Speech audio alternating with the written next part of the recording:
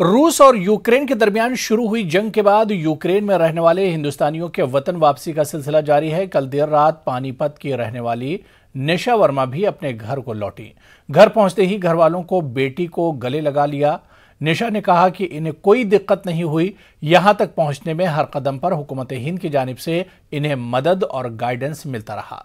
निशा के वालिद ने न्यूज़ 18 से बात करते हुए कहा कि बेटी आ गई, बहुत खुशी है, पर असली खुशी उस वक्त होगी जब सभी बच्चे वापस वतन पहुंच जाएंगे। हम लोग वेस्टर्न साइड पर थे पहली बार, जो कि बहुत सेफ था यूक्रेन में।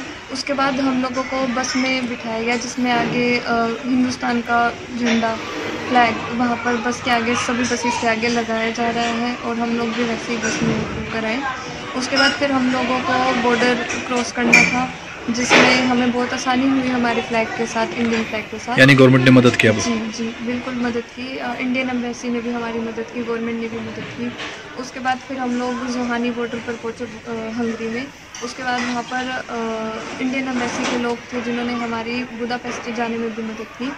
तो हम लोग वहाँ बुदापेस्ट पहुँचने के बाद हम लोगों को खाना प्रोवाइड किया, हम लोगों को वहाँ पर बिल्कुल सुरक्षित रखा गया।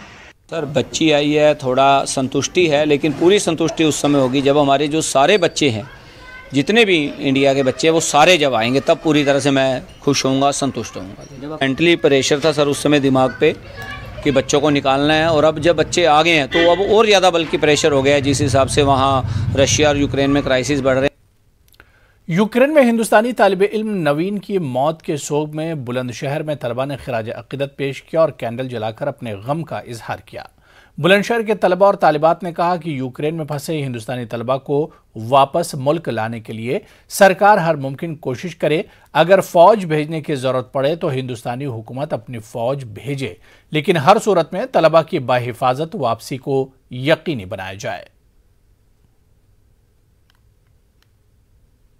यह श्रद्धांजलि हमने हमारे भारतवासी भारत के एक बेटे को दी है, नवीन को, जो यूक्रेन में रूसी हमले में उस हमले का शिकार हुआ और मारा गया। इस बात का हमें बहुत दुख है कि हमारे यहाँ का बच्चा वहाँ ऐसे हमले का शिकार हुआ, और हम भगवान से यही प्रार्थना करते हैं कि भगवान उसकी आत्मा को शांति दे, उसके परिवार को शक्ति दे कि वो इस दुखद घटना से निकल पाएँ। उनके लिए बस यही कहना चाहूँगी कि वह हिम्मत रखें, हमारी सरकार ज़रूर उनकी मदद करेगी, उन्हें सही सलामत वापस ले आएगी, अपने परिवार से मिला देगी।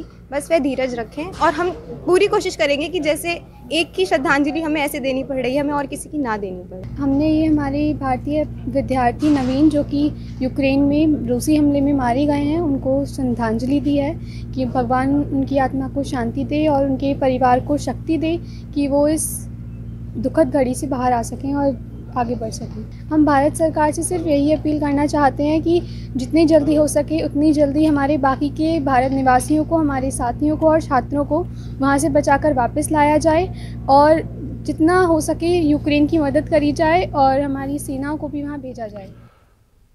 तो चलिए